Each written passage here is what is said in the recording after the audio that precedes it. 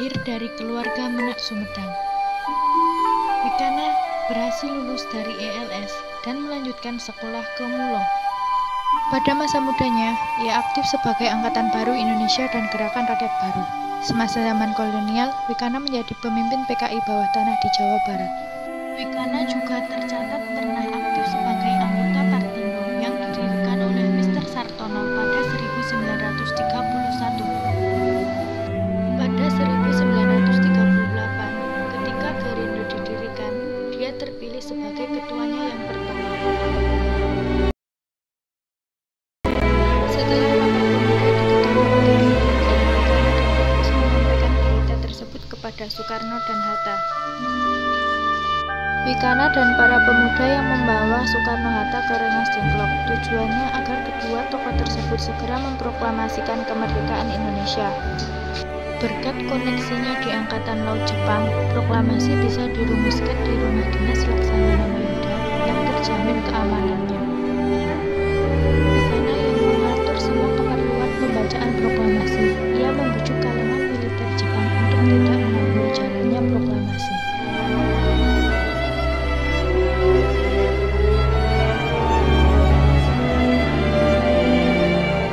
Proklamasi. Kami, bangsa Indonesia, dengan ini menyatakan kemerdekaan Indonesia. Hal-hal yang mengenai pemindahan kekuasaan dan lain-lain diselenggarakan dengan cara saksama dan dalam tempo yang sesingkat-singkatnya.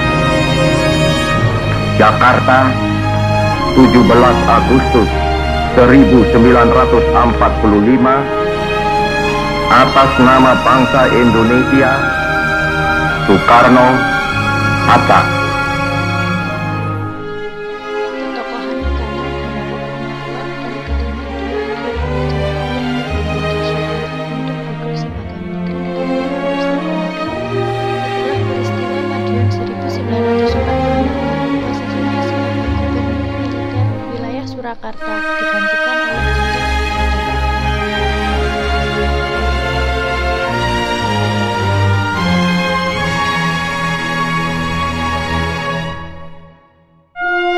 Wikana menghilang dan baru kembali setelah DNI melakukan pledoi terhadap kasus Madiun 1948 yang mulai digugat oleh Jaksa Dali Mudiara. Tahun 1950-an, ia masih tercatat sebagai anggota Komite Sentral PKI yang mulai menggeliat di bawah kepemimpinan Triumvirat. Revitalisasi PKI di tangan DNI membuat Wikana tersingkir dan dianggap bagian dari golongan tua yang tidak progresif. Hal ini sama dengan kasus penyingkiran kaum eksdigulis oleh anak-anak muda PKI karena tidak sesuai dengan perkembangan perjuangan komunis yang lebih nasionalis. Wikana tinggal dalam keadaan miskin dan sengsara karena tidak mendapat tempat di PKI dan diisolir oleh Aidit. Pada saat itu, Chairul Saleh pada tahun 1965 menarik Wikana menjadi anggota MPRS.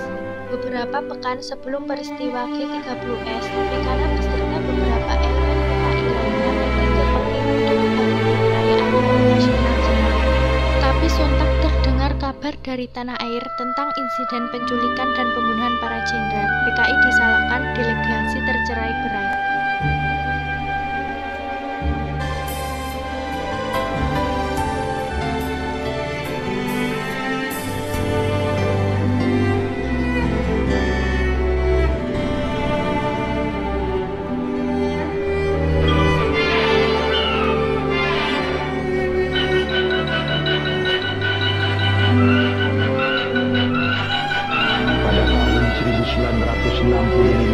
Juga dikabarkan bahwa kesehatan Soekarno memburuk. Sementara itu terjadi pertentangan yang semakin tajam antara militer, khususnya Angkatan Darat dengan Partai Komunis Indonesia PKI dengan tersebarnya apa yang dinamakan dokumen Gilchrist. Sir Andrew Gilchrist adalah duta besar Inggris di Jakarta yang membuat dokumen itu mendukung sekelompok jenderal yang akan melakukan kudeta jika Soekarno meninggal dunia.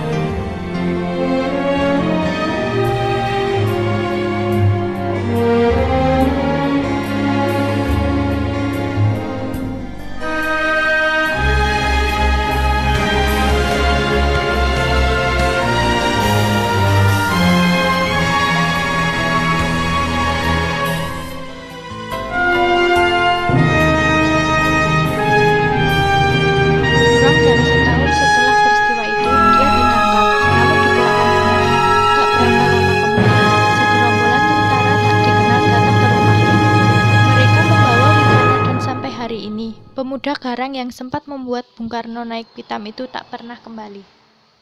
Walau memiliki peran yang besar dalam kemerdekaan Indonesia, sampai saat ini Wikana masih belum ditetapkan menjadi pahlawan nasional.